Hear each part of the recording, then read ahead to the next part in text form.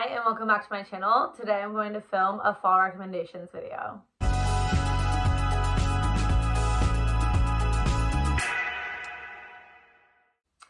Okay, so fall is officially here and I decided that I want to film a fall book recommendation. I'm going to have a few different genres in here, some mystery thrillers, some contemporary, some romances. So I hope there's something for everyone. Let's get into it. And if I'm looking down, it's because I have notes on the summaries for the books because I had to refresh myself for some of them. I just want to say to check all the trigger warnings for any of the books I'm about to talk about before you read them, because pretty much all of these books are dark or have some more serious topics. So please check the trigger warnings. The first one we're going to do is mystery thriller horror. I only have one horror book on here and it's like really light horror because I'm not a horror fan. But yeah, so I'm going to group all that together. So the first book I have is They Never Learn. This is about a woman serial killer who works at a university.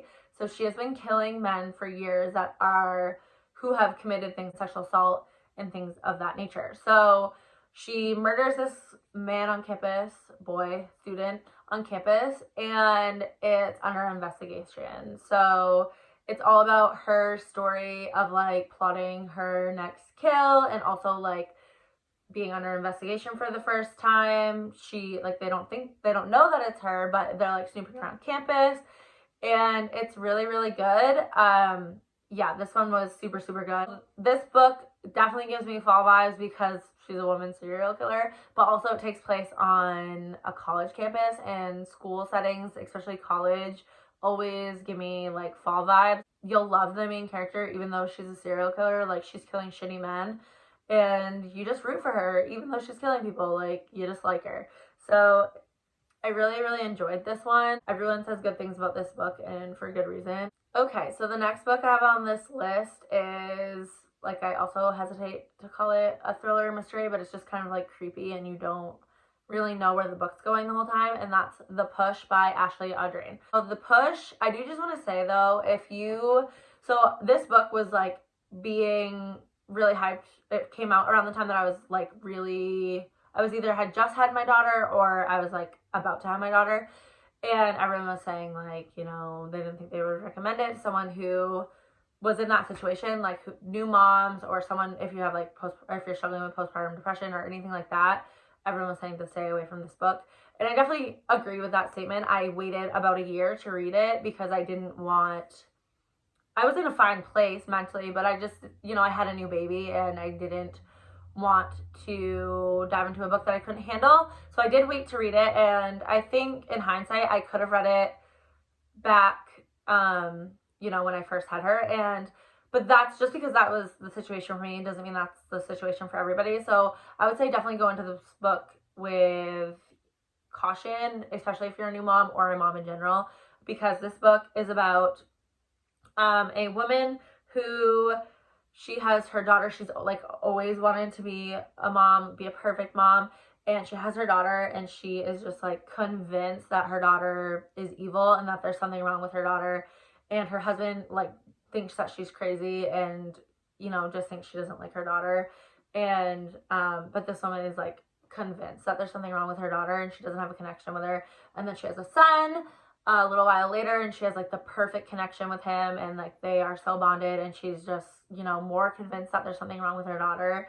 And there's some twists and turns in this book, and it was really good. I really loved it. I never really knew like whether or not she was right or her husband was right, and it was a good time. The next book I have on this list is the horror book, and like I said, it's very like light on the horror, I would say. And that is A Dowry of Blood by S.T. Gibson. Yeah. And so this is a reimagining of Dracula's Brides, and I loved this book. It was a nice and short read. It was super atmospheric. It's about vampires, so definitely, fall. And this is told in letters to Dracula. She calls him my love, and it just kind of like goes through their relationship and the time they had together through when she is saved by him and turned into a vampire through like to the end of their relationship. And I just thought it was so lyrical and beautifully written, and the story was like engrossing, and I definitely loved it. I listened to it on audiobook, and I totally recommend listening to it on audiobook. This book has so much hype, and it has hype for a reason. It's amazing. The next book on my list is Local Woman Missing, and this might not be everyone's cup of tea because this is like an over-the-top thriller that you really have to kind of suspend your disbelief for a little bit at the end, but there's like a lot of really shocking twists and turns at the end that I didn't see coming. So Local Woman Missing is about this woman goes missing in this small town, and then I think not long after, another woman and her daughter go missing, and her daughter is only like 6 years old, and then 11 years later the daughter comes back, and everyone's shocked, and everyone, you know, no one really knows what happened, and it's kind of this community figuring out what happened to these women. And like I said, it had a lot of good like shocking twists in it, and you definitely have to, like, I don't know, if you're someone who's like a realist and you're like that could never happen, then probably not for you, but I really enjoyed it. Next, we have one of my favorite thrillers of all time is The Turn of the Key by Ruth Ware. So, this is about a nanny who's going to live, I think in Scotland or Ireland. I can't remember. But anyway, she's going to live in this house in one of those two. It's like secluded. And I think there's 3 kids that she's gonna have to nanny, and the parents are like going away. They're not gonna be home.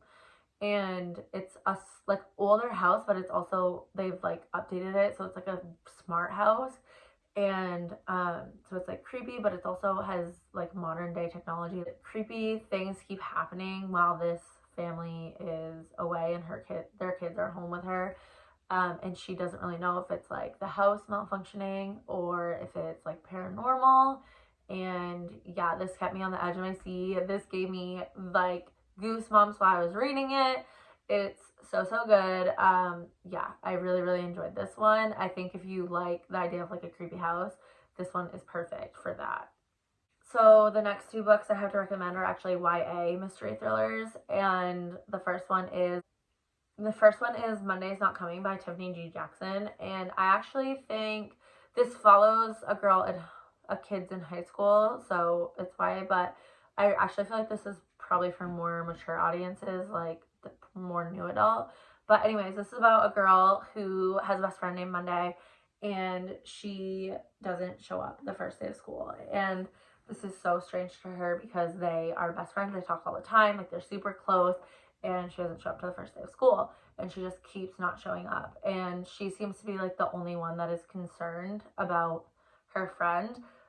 She like goes to the school, people in the school, and you know, to her parents, and she even like shows up at her house, and no one seems to be concerned that Monday is missing. And there's like all these excuses that are happening. And this book is heavy, like heavy. It's definitely dark though. Like this book made me really sad.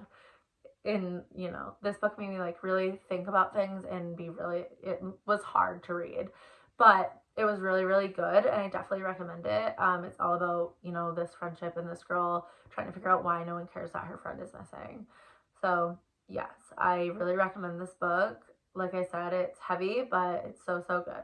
Next book that I have is Sadie by Courtney Summers. So this is the other podcast book, and I listened to this on audiobook, and I highly recommend because it's like full production. It makes it sound like you're really listening to a podcast, a crime podcast. So Sadie is about a girl that goes missing, and the little tagline says a missing girl's journey of revenge in a serial-like podcast following the clues she's left behind. And that's like the perfect description for it. It's about this girl that goes missing. Sadie, she was like raising her little sister, and I think they both go missing, and it's following this podcast. Some chapters are told like from the podcast perspective of like trying to figure out where Sadie is, and it's so good. Like I said, definitely listen to the audiobook for this one. It's amazing.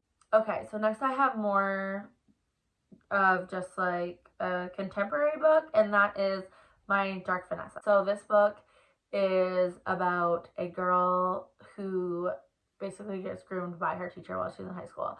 I want to emphasize this book is not a romance. This is not a romance book. This is about a young girl who gets groomed by an older man.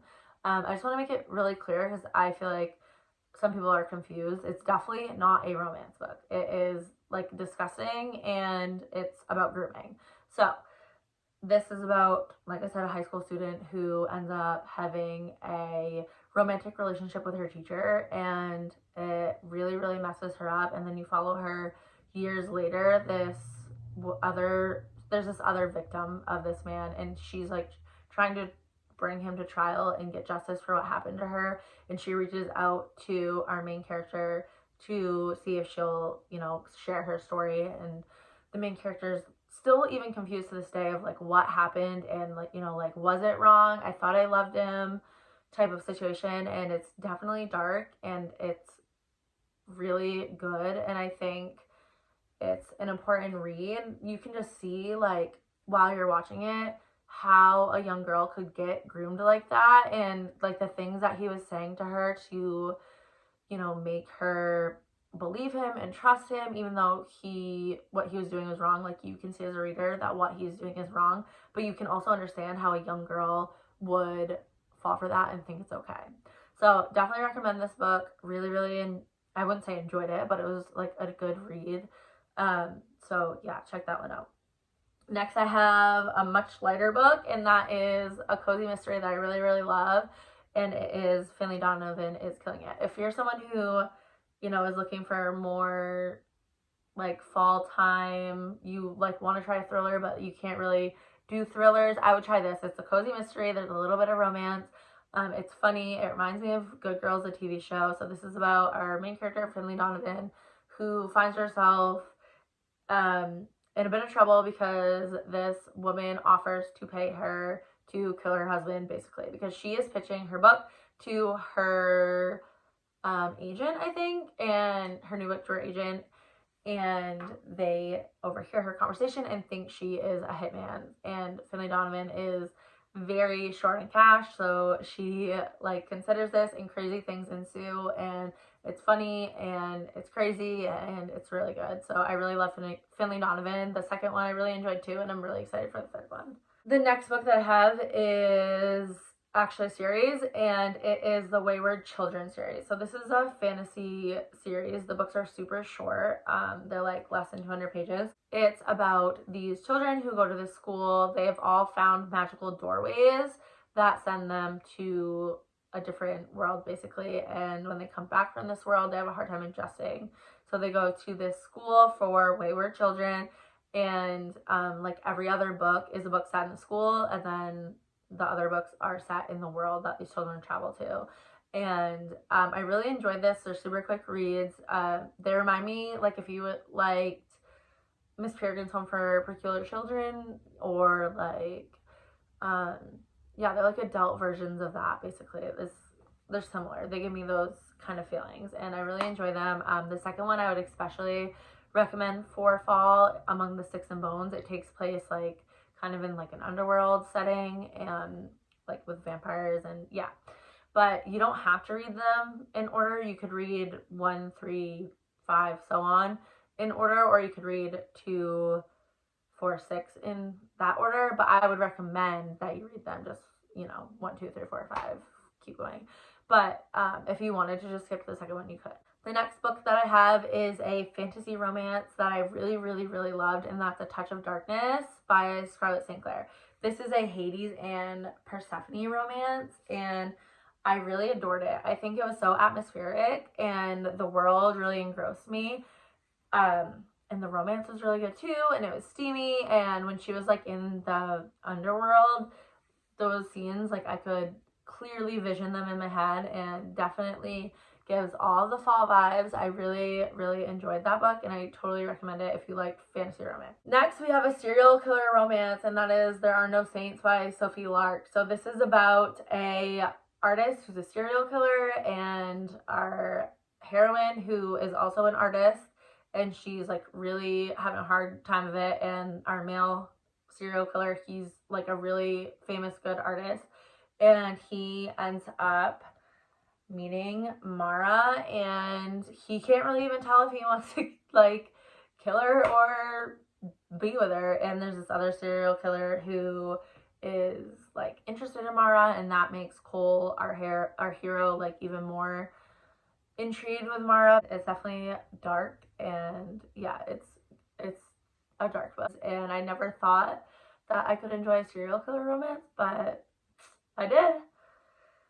It's definitely not my favorite book by Sophie Lark, but it was still really enjoyable. Okay, so completely switching gears, I have two lighter-hearted romances on the list. They're both sports romances, football specifically, because football just reminds me of fall. So I have Blindside by Candy Steiner. This is about Clay and Gianna, and Clay is on the his college football team, and Gianna is kind of like their PR manager person. I don't really know, but she does like coaches them for interviews and stuff like that. And Clay just broke up with, well, he got broken up with by his long like term high school girlfriend, and he gives like really terrible interviews after that happens. So Gianna has to go kind of coach him through these interviews that he's having. And they have like a meeting about it and at a coffee shop, and Clay notices that Gianna is like giving eyes to this guy who is singing at the coffee shop, and she's a virgin and she's just like pretty innocent. And Clay offers, they kind of strike up a deal that they could fake date in order to get this guy that is at the coffee shop to notice Gianna, and also for Clay's ex-girlfriend to be jealous. There's some fake dating, like the art of seduction happens, and it's super good. I really love this book. Yeah, definitely check that one out if you're looking for some lighthearted romance fall books. The next one is like my favorite romance book ever, so I could not recommend it, and that is The Wall of Winnipeg and Me. This is like a marriage of convenience trope. It has like the boss and employee dynamic and a super grumpy hero. Yeah, I feel like I don't need to pitch this book too much because everyone knows that this book is at this point. It's a super slow burn book. It's Mariana Zapata, so it's like a chunker and nothing really happens till the end, but it's so worth it and it's so good. And like I said, it gives me the fall feeling because it's about a football player, and football to me is just fall. So those are my fall recommendations. I hope you enjoyed them, and I'll talk to you soon. Thanks, bye.